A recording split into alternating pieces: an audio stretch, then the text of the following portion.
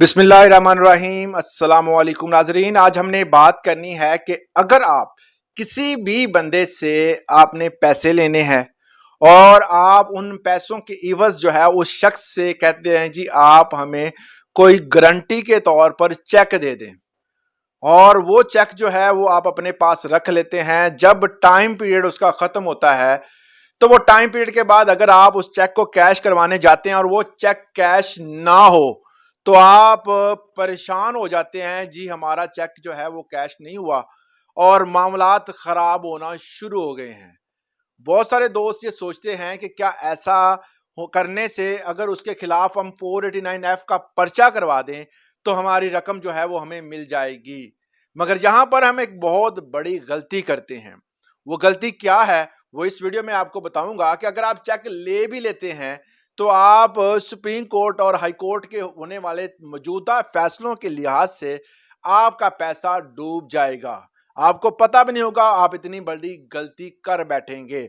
आज उसी को इस वीडियो में डिस्कस करना है कि आप लेन देन के मामलात में क्या गलती करते हैं। वीडियो का एंड तक लाजमी देखें। चैनल पे नए हैं तो इसको सब्सक्राइब जरूर कीजिएगा।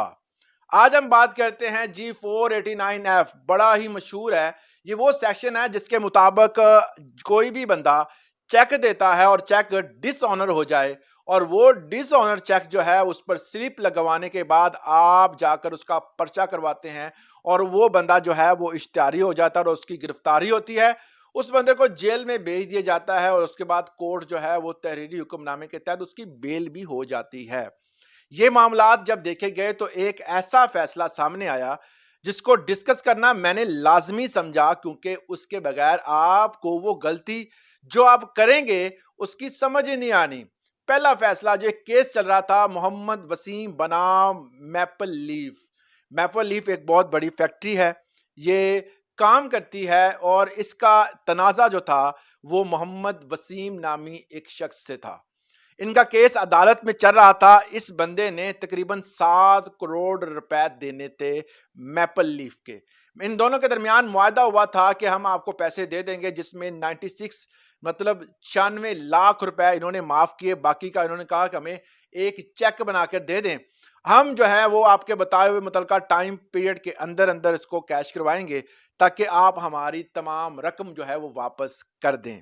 मगर मतलूबा टाइम के अंदर अंदर उस बंदे ने उनकी मैपल लीफ के ऑनर की जो जो कंपनी की जो मतलूबा रकम थी वो ना दे पाया। जब इन्होंने कैश करवाया चेक और उस चेक की बिना पर जब ये कैश हुआ तो इसको डिसऑनर कर दिया गया, क्योंकि उस मतलूबा बंदा जो था मोहम्मद वसीम उसके अकाउंट में इतनी रकम ना थी कि वो कैश हो पाता।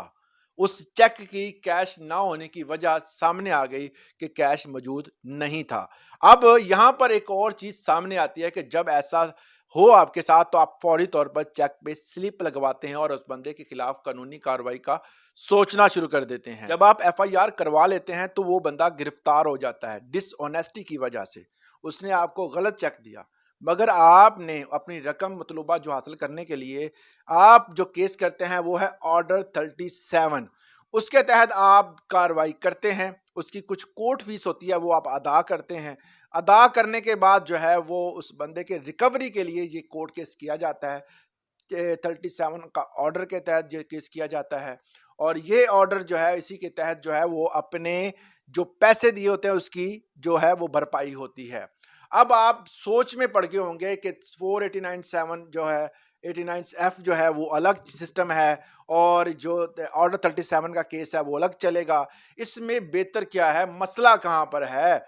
जब अदालत में ये केस चला तो ऑर्डर 37 के मुताबिक जज साहब ने कहा कि आप किस तरह ये साबित करेंगे कि इन दोनों का आपस में लेन देन है। मैपल लीफ और जो बंदा जिसका नाम आप बता रहे हैं मोहम्मद वसीम है, इनका आपस में कनेक्ट क्या है, कनेक्शन क्या है, इन्होंने इतनी बड़ी अमाउंट जो है वो किस तरह किया, आपके पास कोई प्रूफ, कोई लेन देन का प्रूफ?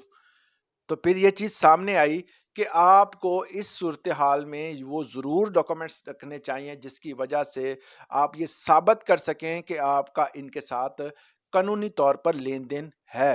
अब वो चीज कौन सी है? जब भी आप किसी के साथ ऐसा मामला करें तो आप उनके साथ एक तहरीरी तौर पर एग्रीमेंट लाजमी कर लें वो एग्रीमेंट जो होता है वो आपके दरमियान जो है वो कारोबारी शराकतदारी, कारोबारी लेन-देन को साबित कर सकेगा।